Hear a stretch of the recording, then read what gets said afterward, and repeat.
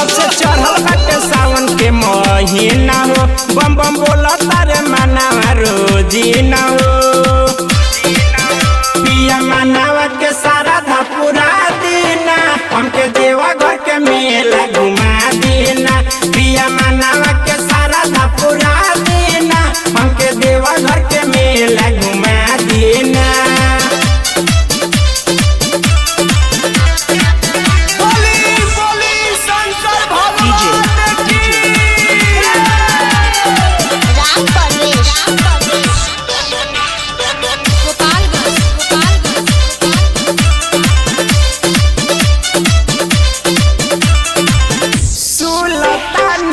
से जाके जलवा भराई, श्रद्धा से जाके भोले बाबा पर चढ़ाई।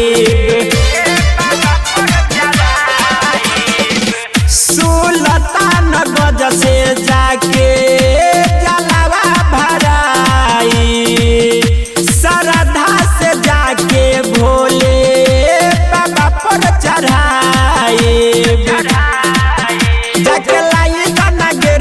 के सारी हो, हम भूखल बानी सावन के सोमारी हो।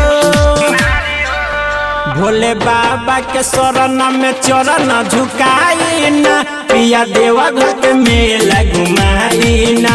हमरा मनावा के सारा धा पूरा दीना, पिया देवा घर के मेला घुमा दीना।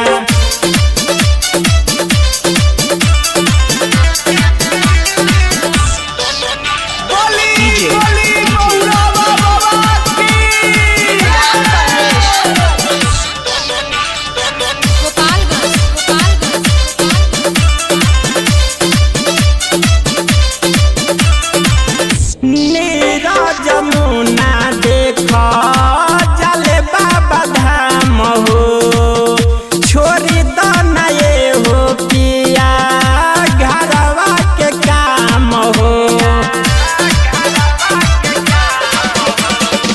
नीरा जमुना देखो जले बाबा धाम हो, छोड़ी दो नए हो पिया घरवा के काम हो। गुड्डू शरण में चरण झुकावेले, देखो हरदम खुशिया पावेले।